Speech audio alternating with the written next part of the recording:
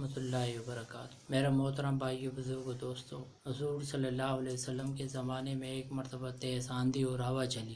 آپ صلی اللہ علیہ وسلم کے دل میں چاہا کہ کیا پتہ میرے اس عمل کے جانے کی وجہ سے ابو جہل ایمان لیا ہے، اور آپ صلی اللہ علیہ وسلم جو ہے ابو جہل کے دروازے پہ گئے، اور ابو جہل جو ہے اپنے گھر پہ اپنی بیوی کے ساتھ تھے، اور اپنی بیوی سے کہہ رہے تھے آج میرے دروازے پہ جو بھی آئے گا میں اس کی ہر بات کو مانوں گا اور اس کی ضرورتوں کو پوری کروں گا۔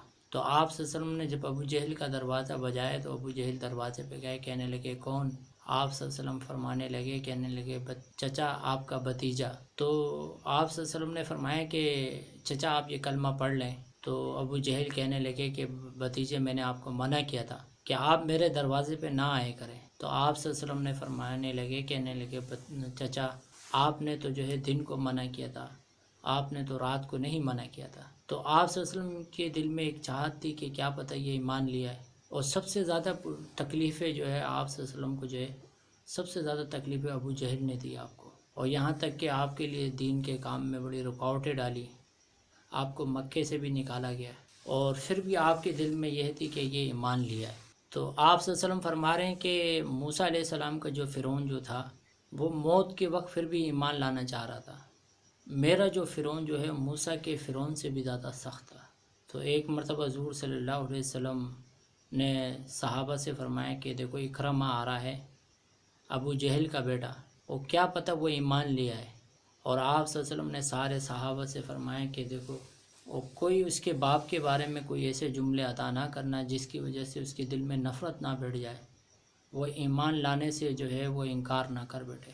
تو آپ صلی اللہ علیہ وسلم نے جب ان کے سامنے کلمہ پیش کیا، اور وہ اکرمہ سے جو ہے نا وہ صحابی بن گئے، تو آپ صلی اللہ علیہ وسلم نے جو ہے نا الٹا احسان کیا ان کے ساتھ۔ تو آپ صلی اللہ علیہ وسلم جو ہے دشمنوں کے ساتھ بھی اس طریقے سے پیش آتے تھے کہ وہ ایمان لے آتے تھے۔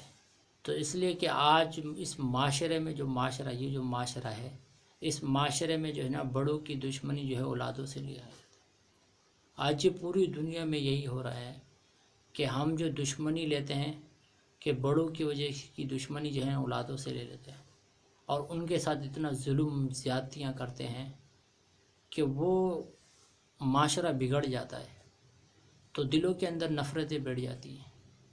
تو اس لیے کہ آپ صلی اللہ علیہ وسلم ایک معاشرہ بنا کے گئے تھے، ایک ایسی جماعت بنا کے گئے تھے کہ پوری دنیا میں جا کے وہ جماعت جو ہے نا آپس میں محبت تھی، جماعت کے اندر جوڑ تھا، اس جماعت اللہ کی مدد تھی ان جماعت کے اوپر۔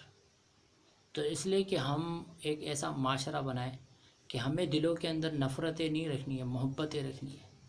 کیا پتہ یہ محبت ہمیں اور یہ عمل یہ ہمارے لیے جو ہے یہ جنت کا یہ ہمارے لیے ایک ذریعہ بن جائے۔ ایک فحشہ عورت تھی، اس نے پیاسے کتے کو پانی پلایا، اللہ نے جو ہے نا اس کو معاف کر دیا۔ تو یہ بہانے ہوتے ہیں، اللہ نے موقع دیے، مال دنیا میں یہ چیزیں، دولت، بادشاہت، یہ سب کچھ نہیں ہے۔ انسان کا سب سے بڑا جو عمل ہے وہ اخلاق ہے انسان۔ تو کیا پتہ انسان کے یہ اخلاق جو ہے نا اس کو جو ہے جنت میں پہنچا دے۔